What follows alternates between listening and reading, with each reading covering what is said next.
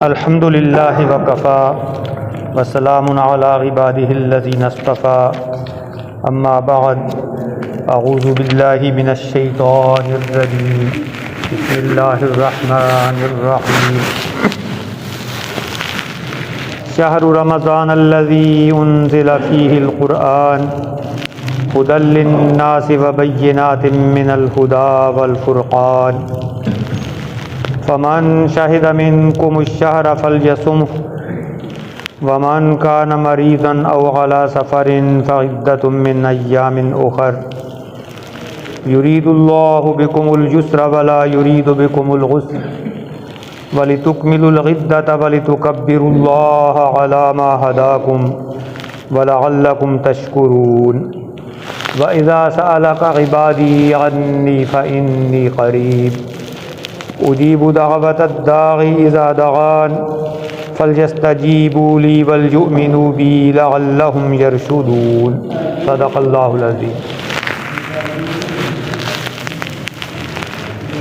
रमज़ान वो महीना है जिसमें कुरान उतारा गया। कुरान की फजीलत रमज़ान की वजह से नहीं है, बल्कि रमज़ान की फजीलत इस वजह से है कि इसमें कुरान उतारा गया। और इस महीने को आसमानी किताबों के नज़ूल से, अल्लाह की वही के नज़ूल से एक ख़ास निस्बत है। बाज़ तफसीरी रिवायात में ये ज़िक्र मिलता है कि इब्राहीम अलैहिस्सलातु वस्सलाम को जो सहीफ़े दिए गए, मूसा अलैहिस्सलातु वस्सलाम को तौरात दी गई, हज़रत ईसा अलैहिस्सलाम को इंजील दी गई, तो ये सब चीज़ें भी रमज़ान के महीने में ही उतारी गई थी। तो अल्लाह की वही के साथ, अल्लाह के कलाम के साथ इस महीने को एक ख़ास निस्बत है और यही इसकी फजीलत की बुनियाद है। वरना तो ये बाकी महीनों की तरह ही है। इसमें अल्लाह ने अपना कलाम उतारा। कलाम उतारने का मतलब क्या है? एक तो ये कि नज़ूल कुरान का आगाज़ इस महीने में हुआ। जो पहली वही रसूलुल्लाह सल्लल्लाहु अलैहि वसल्लम पर नाजिल हुई तो वो यही महीना था। इन मानों में कह सकते हैं कि इस महीने में उतारा गया। दूसरा उसका मतलब मुफस्सिरीन ने ये लिखा है कि लौहे महफूज से आसमान दुनिया पर एक ही मर्तबा पूरा कुरान इस महीने की एक ख़ास रात को, जिसे लैलतुल क़द्र कहते हैं, उतार दिया गया। गोया अल्लाह ताला की तरफ से जो मलाइका वही हैं, जिब्रील अलैहिस्सलातु वस्सलाम जिनके हेड हैं, उनके हवाले कर दिया गया। और उसके बाद रसूलुल्लाह सल्लल्लाहु अलैहि वसल्लम पर 23 साल की मुद्दत में अल्लाह ताला की तरफ से मिलने वाली हिदायत के मुताबिक वक्तन फ़वक्तन नाज़िल होता रहा। तो ये मतलब है रमज़ान में कुरान पाक के उतारे जाने का। तो जिस कलाम के, जिस किताब के उतारने की वजह से एक महीने को इतनी फजीलत मिली, वो कलाम, वो कुरान, वो है क्या? उसका मुख्तसर तारुफ यहाँ चंद लफ्ज़ों में कराया गया है। हुदल लिन्नास, लोगों के लिए हिदायत, लोगों को रास्ता दिखाने की चीज़ है। पूरी इंसानियत के लिए ये कुरान पाक हिदायत है। और ये बात हम बारहा वाज़े कर चुके हैं कि इंसान की सबसे बड़ी ज़रूरत इस दुनिया में वो हिदायत है। बाकी सारी उससे कम दर्जे की ज़रूरतें हैं। इंसान रूह और मादा से मिलकर बना है। मादी वजूद की ज़रूरतें हैं, खाना पीना और इस तरह की चीज़ें, लेकिन असल इंसान जो है वो तो उसका रूहानी वजूद है कि जब वो जिस्म से निकल जाता है तो जिस्म किसी काम का ही नहीं रहता, और उस रूहानी वजूद की असल ज़रूरत वो हिदायत है। उसे ये पता हो कि मैंने क्या करना है। बिल्कुल ऐसे ही जैसे किसी मुसाफिर के लिए सबसे बड़ी ज़रूरत यह है कि उसको अपनी मंजिल तक पहुंचने का रास्ता मालूम हो, बाकी उसकी सवारी कैसी है, उसको रास्ते में खाना पीना कैसा मिल रहा है, वो उससे कम दर्जे की ज़रूरतें हैं। सबसे बड़ी ज़रूरत क्या है कि उसे रास्ता तो पता हो कि जाना कहाँ है उसने। तो ऐसे ही इंसान की सबसे बड़ी ज़रूरत है उसके रूहानी वजूद की ज़रूरत, कि उसे ये मालूम हो कि उसने यहाँ रहना कैसे है, किन राहों पे चलना है, किन राहों पे नहीं चलना। और ये ज़रूरत इस किताब से पूरी होती है। तो इंसान की इतनी बड़ी ज़रूरत जो बुनियादी ज़रूरत है वो जिस चीज़ से पूरी कर रहा है अल्लाह ताला, उसका क्या मकाम होगा, उसकी क्या फजीलत होगी। जिस महीने में वो किताब उतारी गई उस महीने को भी सबसे अफजल करार दिया गया। और फिर ये हिदायत है पूरी इंसानियत के लिए। इसके अंदर इंसानियत के लिए हिदायत का सामान मौजूद है। जो इससे फ़ायदा नहीं उठाते तो ये उनका कसूर है, उसमें कुरान का कसूर तो नहीं है। बिल्कुल ऐसे ही कि दुनिया में तपे देख के मर्ज की दवाइयाँ मौजूद हैं जो मरीज़ों को फ़ायदा पहुंचाती हैं, लेकिन फ़ायदा किसको पहुंचाती हैं? जो उनको हासिल करके इस्तेमाल करता है। वरना उनका दुनिया में मौजूद होना वो हर मरीज़ के लिए तो मुफीद नहीं है। मुफीद उसी के लिए होगा जो उनको हासिल करके जो उसके इस्तेमाल का तरीका है उसके मुताबिक इस्तेमाल करेगा। तो अल्लाह की ये किताब दुनिया में मौजूद है। अगर इंसानियत इससे बेनियाज रहना चाहती है, जो लोग इससे फ़ायदा नहीं उठाना चाहते, तो वो गुमराही में भटकते रहेंगे, उन्हें हिदायत नहीं मिलेगी। जो इस पर ईमान ले आते हैं, जो इरादा करते हैं कि हाँ हमने इसको अपना रहनुमा बनाना है, उनके लिए क्या है? बय्यिनातिम मिनल हुदा वल फुरक़ान। तो फिर राह हिदायत की और हक को बातिल में फ़र्क करने की रोशन दलीलें हैं इसमें। वो उनके लिए हैं जो इसकी तरफ रजू कर लें। पूरी इंसानियत के लिए सलाए आम है कि आओ यहाँ तुम्हारे लिए सामाने हिदायत है। जो आ जाएं उनको फिर तफसील से कुरान बताता है। बय्यिनातिम मिनल हुदा वल फुरक़ान। इंसान की सबसे बड़ी ज़रूरत यह है कि उसको अपना भला और बुरा मालूम हो जाए कि ये चीज़ मेरे लिए मुफीद है, ये चीज़ नुकसान देने वाली है। तो यही फुरक़ान का मतलब है कि ये नेकी और बदी की तमीज़ ये बताता है। न सिर्फ बताता है बल्कि जो इस पर ईमान ले आकर उस पर अमल पैरा होना शुरू हो जाता है, उसके अंदर कुरान ऐसी हिकमत और बसीरत पैदा कर देता है कि वो उन मामलात में जिसका वाज़े हुक्म ना मौजूद हो वो अल्लाह की मर्ज़ी मालूम कर लेता है। फिर ये जो फरमाया इस्तफ्त कल्बा का, अपने दिल से फतवा लिया करो, ये हर किसी के लिए नहीं है। ये उसी के लिए है कि जिसने कुरान को अपना रहनुमा बना रखा हो। फिर उसका दिल जो फतवा देता है वो अक्सर वही होता है जो अल्लाह की मर्जी होती है। हर ऐरा गैरा का दिल सही फतवा नहीं देता। तो ये फुरकान है, इतनी बड़ी नेमत, इसका शुक्र क्या है? इंसानियत पर अल्लाह ताला के दो बड़े एहसान हैं। एक रसूलुल्लाह सल्लल्लाहु अलैहि वसल्लम की बेसत और आपका वजूद अक़दस, और दूसरा ये कुरान।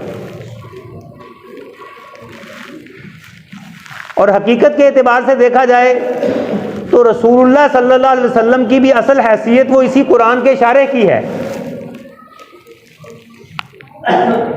आपकी ज़िंदगी वो अमली कुरान है वो भी कुरान, वो मुजस्सम कुरान है, ये मुसहफ कुरान है। तो सब अल्लाह का सबसे बड़ा एहसान वो यही है।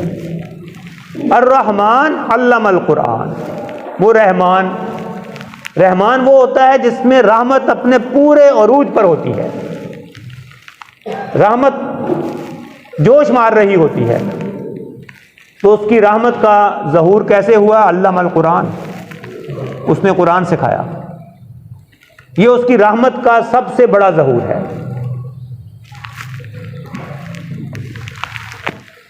उसकी इस नेमत का शुक्र कैसे अदा किया जाए कि उसकी इस नेमत के साथ ज़्यादा से ज़्यादा ताल्लुक़ पैदा किया जाए।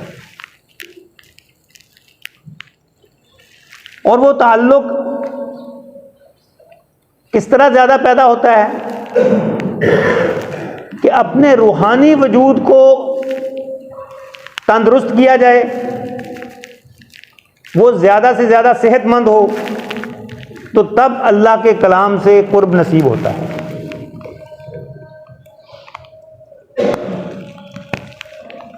और रूहानी सेहत के लिए जो मादी वजूद की ज़रूरतें हैं उनको घटाना पड़ता है। रूह तब तरक्की करती है जब इंसान का मादी वजूद उसको कमज़ोर किया जाए, उसकी ख्वाहिशात, उसके तकाज़े वो दबाए जाएं, तो फिर रूह तरक्की करती है। और रूह जैसे तरक्की करेगी तो फिर इस चीज़ के साथ जो है ही रूहानी, जो रूहानियत से लबरेज है, इसका ताल्लुक़ नसीब होगा।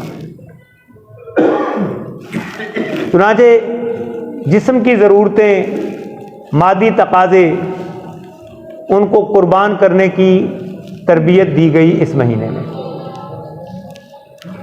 फमन शाहिदा मिनकुमुश शहरा फलयसुम हो, तुम में से जो कोई इस महीने को पाए जिसमें कुरान उतारा गया था, तो इस कुरान की नेमत का शुक्र अदा करने का ये तरीका तुम्हारे लिए लाजिम ठहराया जा रहा है कि वो इसके रोज़े रखे। अपने जिस्म की नफसानी ख्वाहिशात उनको कुर्बान करे, खाना पीना, शहवानी ख्वाहिशात, उनको लगाम दे। फिर इस्लाम दीन फितरत है, इसमें मुकम्मल पाबंदी नहीं है, बस उसके औकात मुकर्रर कर दिए कि अल्लाह का हुक्म यह है कि इस वक्त से इस वक्त तक इन चीज़ों से दूर रहना है।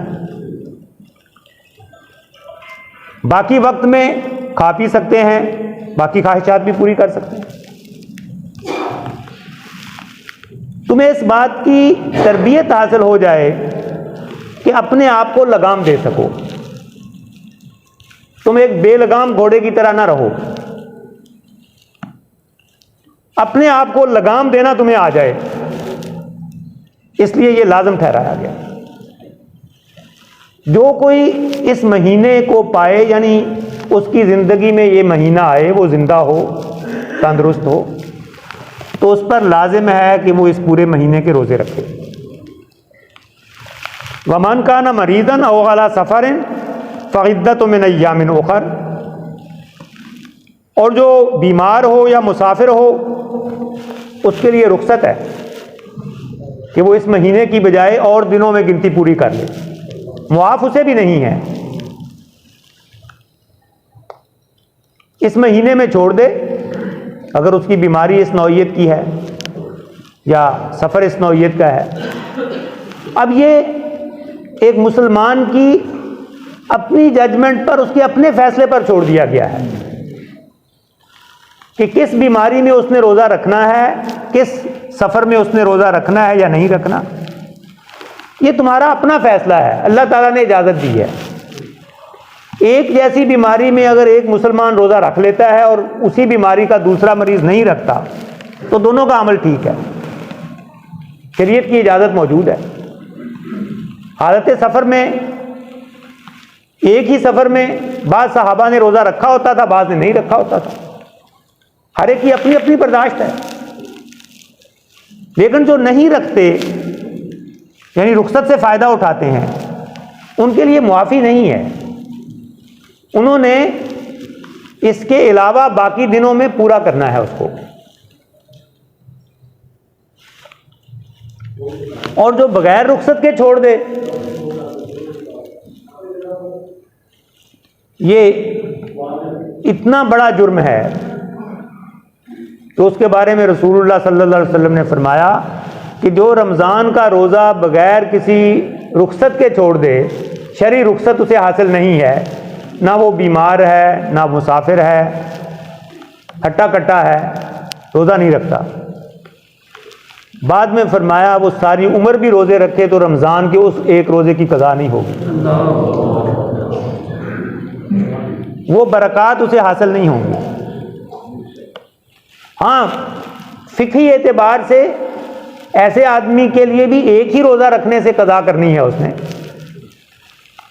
लेकिन बिला वजह रोज़ा छोड़ा हुआ है तो वो कज़ा हो जाएगी, वो समरात, वो बरक़ात उसे नहीं मिलेगी।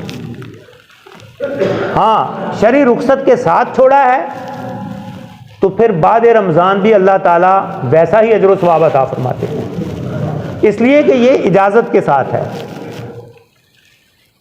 बिल्कुल ऐसे ही है कि एक मुलाज़म बगैर इजाज़त लिए छुट्टी कर लेता है तो उसके साथ उसके बड़ों का मामला और तरह का होता है, और एक बाकायदा इजाज़त लेकर छुट्टी करता है, उसको लीव ग्रांट होती है और वो उसको अवेल करता है, तो उसके साथ और मामला होता है। तो जो अल्लाह ताला ने इजाज़त दी हुई है उसके साथ छोड़ने की इजाज़त है।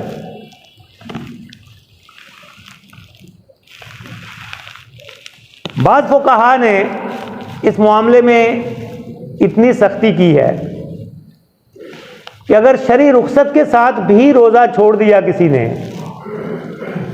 तो उस पर लाजिम है कि अगले रमज़ान से पहले पहले उसकी कज़ा कर ले, अगर वो उज़र उसका ख़त्म हो जाए।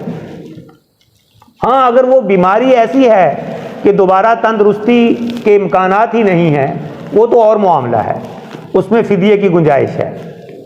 लेकिन अगर वो उज़र ख़त्म हो गया तो अगले रमज़ान से पहले पहले उसकी कज़ा कर लेनी चाहिए। उसको हमेशा के लिए छोड़ के नहीं रखना चाहिए कि जब देखेंगे देखेंगे। चुनांचे कुछ फ़ुक़हा ने ये कहा कि जो अगले रमज़ान तक नहीं करता और उसके बाद करता है तो उस पर कुछ तावान भी मुकर्रर किया कि वो कज़ा भी करे और साथ को सदका भी करे अपनी इस कोताही का। तो इसको अगर किसी वजह से छोड़ना पड़ जाए तो अव्वलीन फुर्सत में इस कज़ा को कर लेना चाहिए। युरीदुल्लाहु बिकुमुल युस्र वला युरीदु बिकुमुल उस्र, अल्लाह तुम्हारे लिए आसानी चाहता है, तुम्हारे लिए अल्लाह मुश्किल नहीं चाहता। वो तुम्हारा खालिक है, रहीम है, रहमान है, और जो उसने दीन दिया वो दीन फितरत है। मकसद तुम्हें किसी सज़ा में मुब्तला करना नहीं है, मकसद तुम्हारी रूहानियत को मजबूत करना है। इसमें तुम्हारे लिए फ़ायदे ही फ़ायदे हैं। वले तुकमिलुल इद्दत वले तुकब्बिरुल्लाह अला मा हदाकुम, और ताकि तुम गिनती पूरी कर लिया करो। ये सहूलत आसानी इसलिए दे दी कि कम अज़ कम तुम्हारी गिनती मुकम्मल हो जाए, और इस बात पर कि उसने तुम्हारी हिदायत का इंतज़ाम किया, तुम्हें कुरान अता किया, फिर एक ऐसा महीना दिया जिसमें तुम रोज़ों के ज़रिए से अपनी रूहानियत को मजबूत करके कुरान के ज़्यादा करीब हो सको। हिदायत का दोहरा इंतज़ाम है। एक तो वो किताब दी कि जो हिदायत है, और फिर एक महीना ऐसा दिया कि उसमें अगर तुम आदाब के मुताबिक रोज़े रखो तो तुम्हारे अंदर कुरान से इस्तिफ़ादा करने की सलाहियत बढ़ जाती है, तुम्हारी रूहानियत इतनी मजबूत होती है कि तुम कुरान से ज़्यादा फ़ायदा उठा सकते हो। तो ये अल्लाह ने तुम्हारे लिए हिदायत का इंतज़ाम किया। इसके बदले में तुम्हें चाहिए कि उसकी बड़ाई बयान करो। तो कब्बिरुल्लाह, न सिर्फ बड़ाई बयान करो ज़ुबान से, बल्कि बिलफेल अपनी ज़िंदगी में अल्लाह को बड़ा मान लो। ये असल तकबीर ये है कि अल्लाह मेरे लिए सबसे बड़ा है। और इसका मतलब क्या है कि अल्लाह का हुक्म मेरे लिए सबसे बड़ा है। मैं और किसी का भी हुक्म टाल सकता हूं, अल्लाह का हुक्म नहीं टाल सकता। यह है असल में तकबीर की असल रूह। अल्लाह अकबर ज़ुबान से कह देना अल्लाह सबसे बड़ा है, और उसके बाद अल्लाह का हुक्म आराम से टाल दिया किसी और की खातिर, तो फिर जो ज़ुबान से कहा है अमल ने उसका साथ नहीं दिया। तुम्हारे दिल में फिर अल्लाह बड़ा नहीं है, ज़ुबान पे है। हकीकत के एतबार से फिर अल्लाह की बड़ाई करो। वलअल्लकुम तशकुरून, और ताकि इस ज़रिए से तुम उसके शुक्रगुजार बन जाओ कि अल्लाह की इस नेमत का शुक्र अदा करने का ये तरीका बता दिया तुम्हें। रोज़े रखो और कुरान के साथ अपना ताल्लुक़ मजबूत करो। चुनांचे इस महीने की रात की इबादत जो दिन के रोज़े की तरह फ़र्ज तो करार नहीं दी गई, लेकिन उसकी तरगीब और उसका शौक़ बहुत दिलाया गया है। और ये जो एक तादाद तरावी की हम पढ़ लेते हैं, ये तो कम से कम है। असल मकसूद तो ये है कि तुम्हारी सारी रात वो कुरान के साथ बसर हो, या रात का ज़्यादा से ज़्यादा हिस्सा। ये आसानी के लिए कम से कम तादाद बता दी। तो ये वो तरीका है दिन को रोज़ा रखना और रात को कुरान के साथ गुजारना। वो तरावी की शक्ल में हो, वो मुताला कुरान की शक्ल में हो, वो कुरान को समझने की कोशिश हो, कोई भी बात हो, तो वो गोया आप कुरान की माहियत में गुजार रहे हैं। अब ये दो काम करोगे तो गोया तुम अल्लाह का शुक्र अदा कर रहे हो कि उसने तुम्हें कुरान दिया।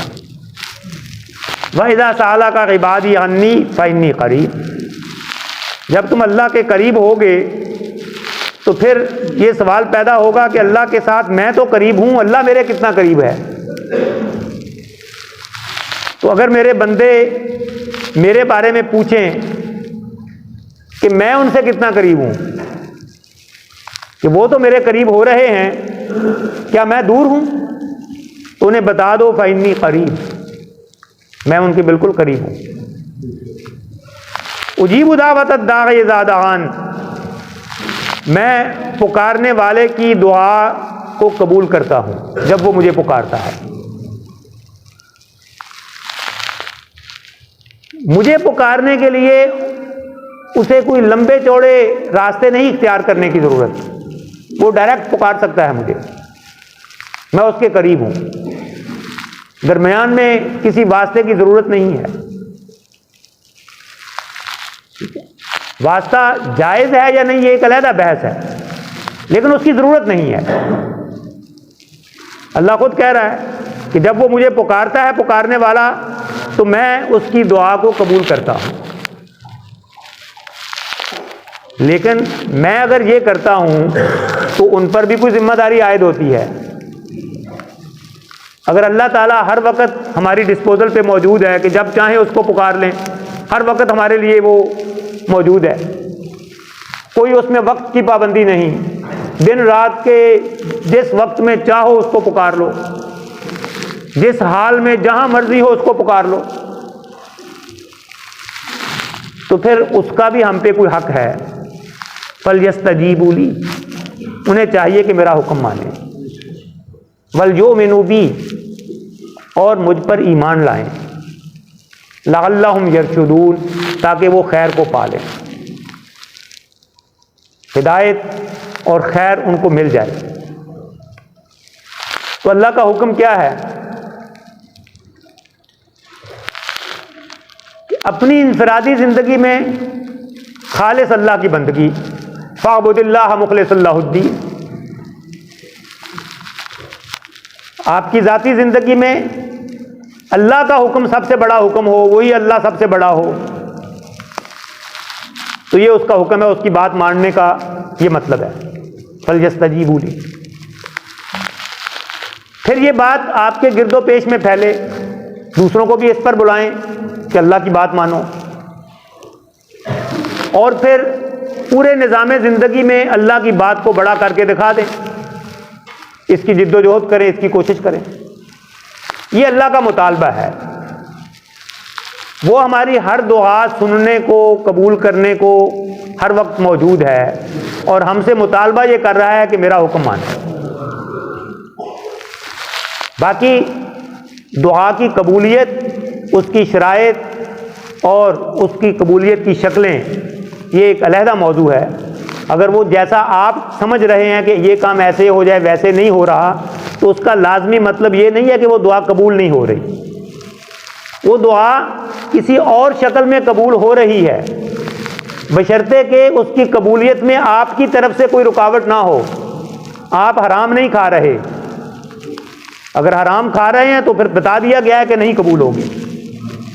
अगर आपकी तरफ से शराइत पूरी हैं तो वो कबूल हो रही है, या उसकी वजह से कोई आने वाली मुसीबत टल रही है, और या आखिरत में आपके लिए अजर व सवाब की सूरत में महफूज हो रही है। तो कभी भी दुआ से, अल्लाह से दुआ करके मायूस ना हुआ करें कि ये खाली गई। वो हमेशा मुफीद ही होती है और किसी ना किसी शक्ल में कबूल होती है। ये ज़रूर सोचना चाहिए कि मेरी तरफ से इस दुआ की कबूलियत में कोई रुकावट तो नहीं है। व आखिर दावाना अनिल हम्दुलिल्लाह।